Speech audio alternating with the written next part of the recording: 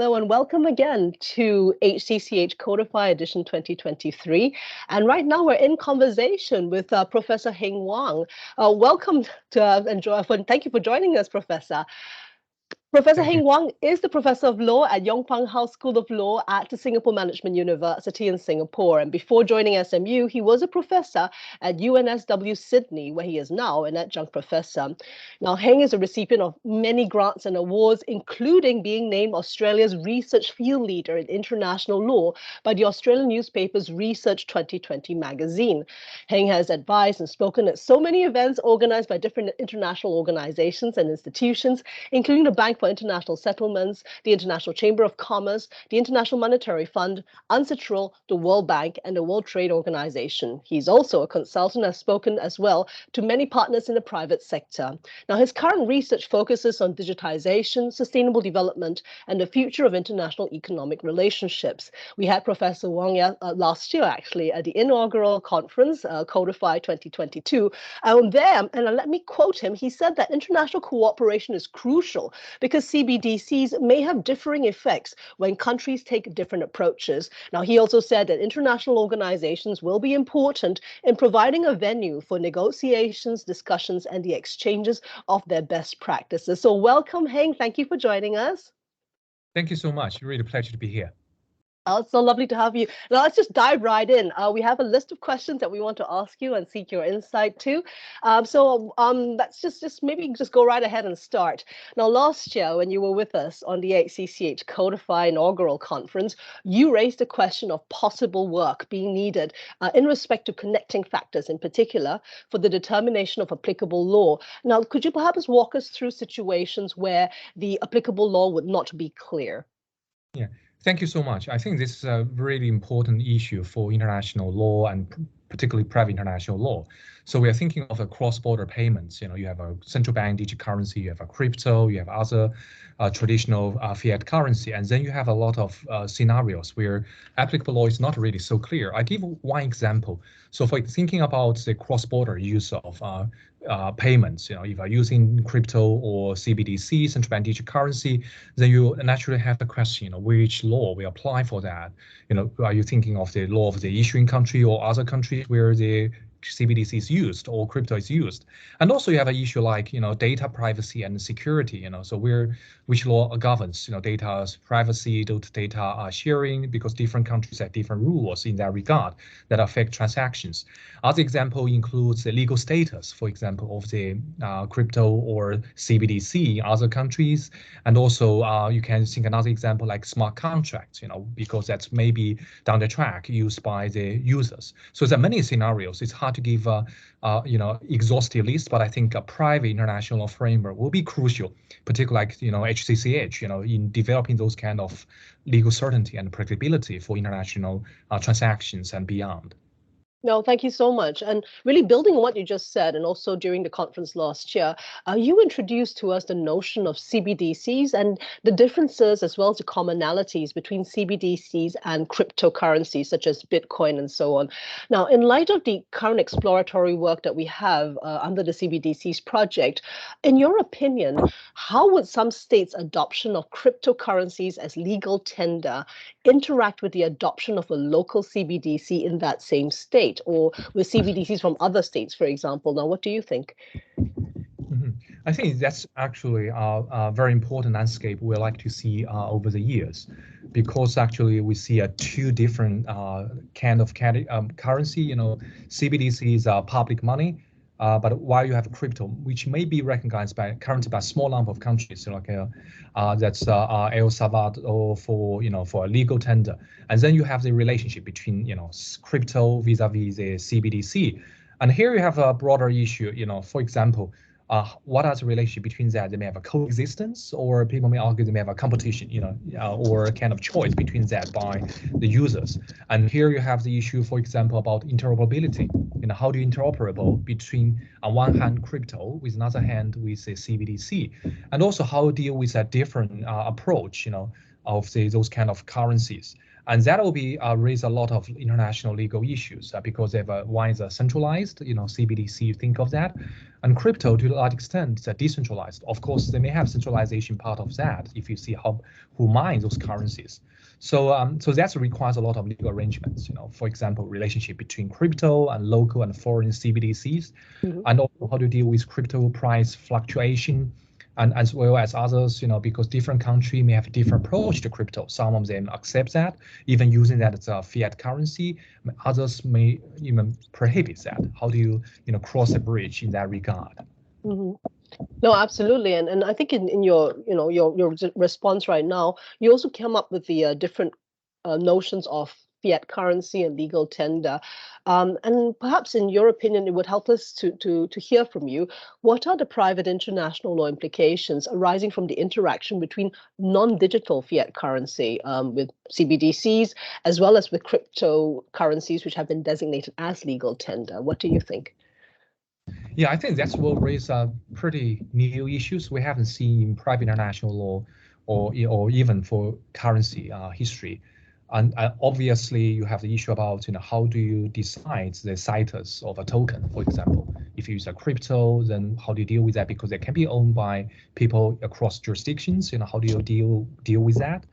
And also, you have the issue about how do you recognize those kind of the currency, crypto, for example, as a fiat currency in another country. So for example, country A may recognize crypto as a fiat currency, but that not necessarily be a case for other country B, or country B may say that we don't really want to accept crypto. Then there will be a implication for private international law, because that involves issue like local law, public policy. And third example would be foreign exchange control. So thinking about foreign exchange control, that's maybe one of the issues when countries have different approach to crypto, and how do you deal with that? Because they may also have the implication in that regard. And also maybe they have also issue like which law applies, in those scenarios when you deal with that one, because for non-digital, for crypto as designated as a legal tender, it's not very common. So which law apply in that regard, and how do you deal with that? And last but not least, you also have issue like extraterritorial application, possibly, and how to deal with issue like data protection, and also how to apply those kind of the rules of private international law in those new contexts. So there will be a profound private international implication that deserve close attention. Yeah. No, fantastic. That's actually really good to hear. And also, you've laid out quite clearly for us all the legal questions that will come up. In the last year, there have been some fluctuations, as you refer to, in crypto, and also quite a lot of new central bank digital currencies that come up. So aside from really purely legal questions, what public policy questions do you think would arise in the context of CBDCs? I think it really comes as a matter of people looking at it. This is something new. So I'm just wondering, in the current and in the nascent frameworks for CBDCs, is there sufficient protection for the public? What kind of policy considerations do you think would arise? Yeah, I think this is a fantastic question, because when we think about private international law, we definitely will involve public policy, and obviously different countries may not have the same view, and also local law in that regard. So public policy will be crucial. I think will be a fundamental issue here. So it's a large number of public policy issues. So you're thinking of, for example, monetary policy. What are the implications of CBDC, for example, on monetary policy, and also how about financial stability? That involves also crypto. So if you're using crypto as a fiat currency, then it also have implication for financial stability if the value of the crypto, fluctuate. And also you can think of issue like you mentioned about the protection for the public. Obviously, they have issue about consumer protection or privacy protection, and you have issue about financial inclusion. So that relates to how people who live in remote area, for example, can access that, and that involve issue like the digital literacy, digital divide, those kind of issue, because it still have many issues to be addressed about offline, for example, payment of CBDC, how to make that happen, because they may have issue about cybersecurity. That's another public policy issue. Data flow, how to deal with that, data sharing, and also issue like market competition. So what does CBDC mean for the market competition for existing commercial banks, and with entry of new fintech, tech companies, security consideration, even national security, and that involve issue like education, and also even have issue like how do you protect the public if there's a termination of the CBDC? Because when we think about CBDC, not only about, we probably need a contingency plan if there's any issue in that regard. Another issue could be if you have a, say, competing request. If you look in cross-border CBDC or payment, if you have a competing request for control or stops on CBDC flows, how do you deal with that? So this public policy issue will cross-border as well, because what happened wrong in one country will have cross-border effects or spillover effects on other states. Well, thank you for that very comprehensive answer, actually, Heng. Now, if I may just zoom into a particular digital currency that you are quite familiar with, of course, you know very well China's ECNY. It's just, known in the normal parlance as the digital yuan. Now, it includes in its operation a number of institutions and banks and service providers. Now, perhaps using the ECNY as an example, could you perhaps share your views on the role of intermediaries? So in this context, the institutions apart from the issuing authority. Perhaps we'll start with a question of where intermediaries actually are active in the handling and controlled and all the use of CBDCs, such as the ECNY. What private international law considerations do you think would arise? Yeah, absolutely. I think that's it looks to be that most, if not all, CBDC projects are looking to intermediaries, because central banks already have a lot on their plates, so they really rely on commercial banks or or others as like to deal with AML, know your KYC, know your customer, those kind of requirements, or call center, so on and so forth. And that also involves not only domestic, or domestic commercial banks but also may involve international commercial banks or intermediaries, because they may have a presence in other countries, they have clients who may be required to use that for international transactions. And then what are the private international law considerations may arise? They may have many areas that we'll look into, and also we'll see that CBDC may bring unintended effects. It's hard to predict everything. They may have uncertainties, but something we can definitely see that's about jurisdiction. Who has a jurisdiction over that? What is the applicable law, which apply to that? Thinking about cross-border transactions of CBDC. So, for example, intermediaries may, operate in country A, but also they belongs to corporation, headquartered in country B, and which country and B may not necessarily have the same rules. Then how do you deal with that? What happens if the two rules are not the same? And even if they have the same international standards, their application may not be the same. And also you have a third issue, for example, about intermediaries' liability. So thinking about, if it's insolvency issue, how do you protect, the users of CBDC, and how do you deal with that insolvency related issue? And also you can think about the fourth example could be, how do you deal with the data privacy, issue, and which law applies in that regard? And fifth, you can think about, that beyond opening account, holding transaction, payments, settlements, and so on and so forth. And last but not least, we have issue about enforcement of judgments. If enforcement judgments involving intermediaries, whether and how it will be accepted by another country. It could be CBDC, it could be, as we mentioned earlier, crypto. In that regard, that makes it more complicated. And also you have an issue like regulatory compliance issue. And what happens if competing requirements? You can even think about issue like sanctions and those ones, or restrictions on, anti-money laundering, or know your customer. Different countries may not necessarily have the common standards. So it's a lot of aspects that deserve PAI or private international law attention. Oh, thank you for that. Now, just maybe to drill a little into the substance of this. Now, in your opinion, can parties to a transaction that involves CBDCs, which are being handled or controlled or used by intermediaries, include valid choice of court clauses in their agreements? Now, you mentioned jurisdiction might be one question. Now, do you think parties can just include these sort of choice of court or choice of forum clauses in their agreements? And do you think such agreements could actually be valid when including this sort of clauses? Yeah, I think that's a real question faced by the parties. Once they, we already see cross-border projects, mushrooming different countries, explore that with like-minded or other partners. So I think that's actually the short answer is that parties may do so. I think that's because of they may tend to have those kind of choice of clauses to give them more predictability and they don't appear to be, rules that, at this stage preventing explicitly, intermediaries from including those kind of the choice of court clauses. But on the other hand, I think there also are uncertainties. So, for example, you have to probably look into the law of the local law, the law of the issuing states, and also issue about public policy. And obviously, public policy may be interpreted differently because, as mentioned earlier, if you think about crypto, you think about even CBDCs, some of them, alike or allow crypto, or some not necessarily allows that. And also even for CBDC, some use that for wholesale, some will use that for retail, or some of them prioritize cross-border CBDC and so on and so forth. So you look like those kind of dynamics, and different approach to that. So I would suggest that pay close attention to the uncertainties or to the developments of those kind of local laws, which may have implication for those choice of court clauses, and also, but also obviously that are implication for connecting factors, because the parties may agree on that, to give them more favorable consideration in that regard. But you also have to think about broader picture, because some country will look into nationality as a connecting factor, other country look into domicile or residence and so on and so forth.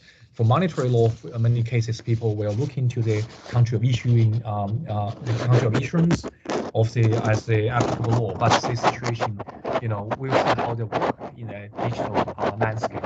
And also depends on whether you're thinking about crypto as fiat plus CBDC or only CBDC. So they still have a lot of dynamics that deserve close attention. And also, country A's action may also affect country B's action, because to be frank, they also have a currency kind of interaction. So it doesn't mean that a standstill, the position of countries may evolve, and also depends on how CBDC roll out. If it's smoothly, it's one story. If there are heavy, issues, there are serious issues, they have another story. Right. Thank you so much for that response. I mean, perhaps, all the things that you talk to point really to interoperability.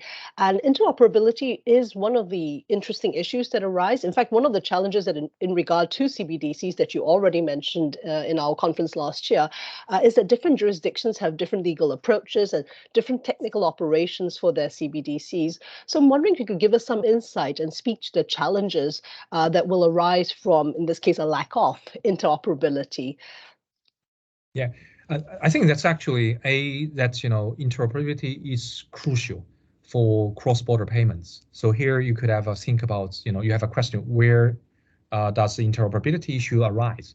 So you can think of issue like CBDC, interoperable with crypto.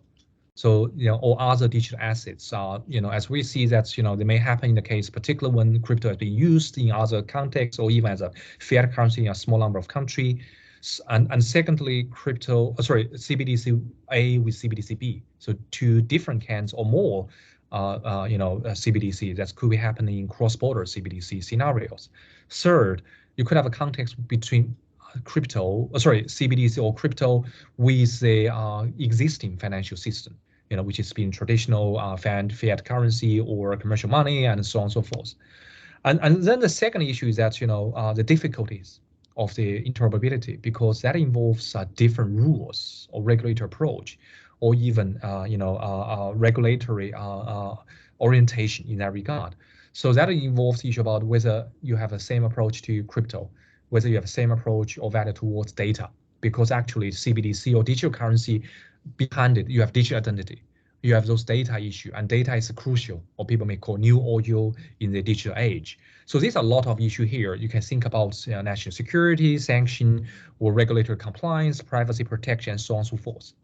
And the third point we can see here is about the challenges. So what are the challenges that may arise from the lack of interoperability? Because it's difficult to think about global, interoperability. Will be issue like, for example, regulatory compliance. So thinking about anti-money laundering or combating the financial terrorism, they may not necessarily have international standards because they have a different approach to that. And you can think of issue like sanction, another example for compliance, and they may have a different reading or interpretation of that.